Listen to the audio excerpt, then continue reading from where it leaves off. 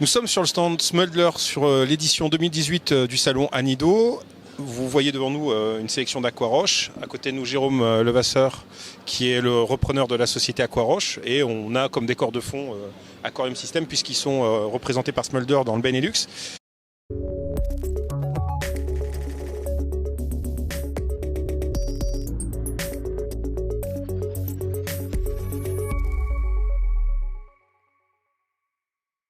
Bonjour Jérôme.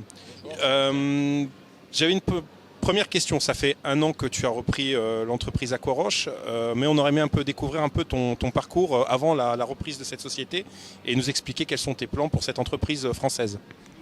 Donc bonjour Sébastien, effectivement ça fait 1 an depuis le 1er février 2017 que j'ai repris l'entreprise Aquaroche. J'ai un parcours de céramiste dans l'industrie, dans le commerce de la céramique, en fabrication, en équipementier.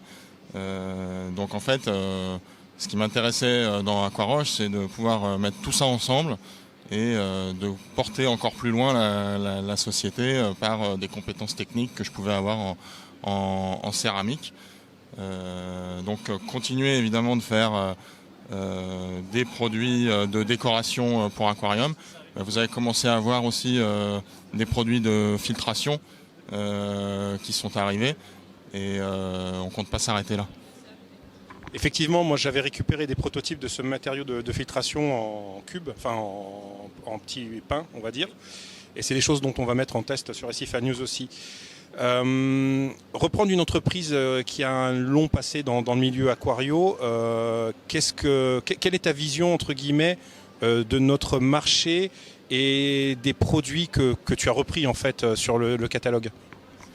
Clairement, l'entreprise en tant que repreneur et potentiel repreneur, elle est très intéressante parce que on voit bien que c'était un produit unique qui a une longévité incroyable. Donc on n'a pas un produit unique où on est presque tout seul à le faire dans le monde qui tourne pendant 30 ans si le produit ne fonctionne pas, quoi. Donc tout de suite je me suis dit ça c'est une entreprise pour moi, quoi. Un défi technique et humain? Tout à fait, un vrai défi. On a beau avoir de l'expérience derrière, il faut balayer les certitudes, découvrir des nouvelles équipes, prévoir l'avenir de la société et être vraiment acteur de l'avenir de la société. Donc c'est un vrai challenge qui me plaît énormément en fait.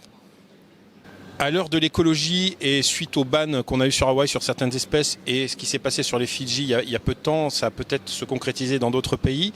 J'ai toujours perçu l'activité d'Aquaroche comme quelque chose de plus green, on va dire, que le fait d'aller collecter de la pierre en mer, même si on souvent dit que la roche vivante premium est de meilleure qualité ou autre. Mais pour toi, quelle est ta perception par rapport au positionnement du produit, donc Aquaroche, versus l'écologie et ce qui est en train de se passer dans le monde, entre guillemets, par rapport au ban et tout ça? Donc avec les produits Aquaroche, on a des solutions clairement de substitution aux pierres vivantes. Il y a toute une série d'entreprises qui proposent des produits derrière pour aider à l'ensemencement des aquaroches. Encore une fois, ça fait 30 ans que ça se fait, donc ça fonctionne. Ça a été prouvé dans de nombreux bacs.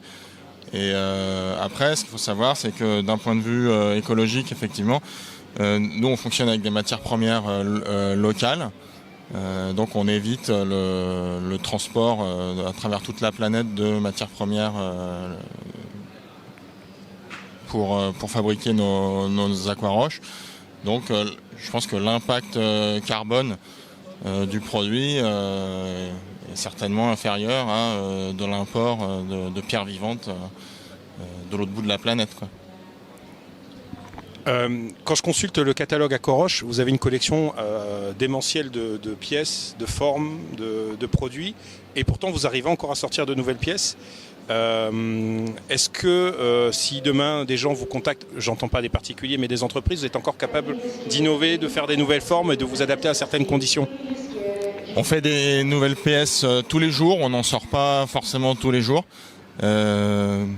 Tu disais si des entreprises nous contactent pour faire des nouvelles formes, oui on peut le faire, mais tu mettais de côté les particuliers. En fait, il y a aussi des particuliers qui nous contactent des fois, qui nous disent j'aimerais bien avoir un truc comme ça, etc. Et eux aussi, ils nous apportent des idées. Et il y a des nouvelles pièces qui sont sorties, qui sont des idées de particuliers en fait. On perçoit de l'extérieur le fait de voir toujours les mêmes formes d'Aquaroche, enfin, pour certains modèles et d'autres. Je sais que vous fabriquez en série, mais pour moi, ça reste quelque chose qui reste, entre guillemets, artisanal. Peux-tu nous expliquer le process ? Oui, effectivement, vous avez vu, on a un catalogue de roches eau douce, roches eau de mer qui est assez étendu. On arrive à faire ça parce qu'on travaille sans moule en fait.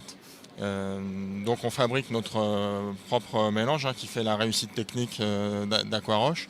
Et ensuite, c'est des modeleurs qui façonnent à la main les pièces que vous voyez ici. Donc c'est des modeleurs, donc ils sont créatifs, donc ils sont capables d'inventer des nouvelles pièces presque tous les jours, que ce soit à la demande d'un particulier, d'un industriel, d'un commerçant. On peut faire, puisqu'on fait également des produits sur mesure, on fait des aquariums complets sur mesure. Comment on peut vous contacter ? Vous pouvez nous contacter à travers notre site internet, donc aquaroche.fr ou aquaroche.com. Et puis vous pouvez nous trouver aussi sur Facebook.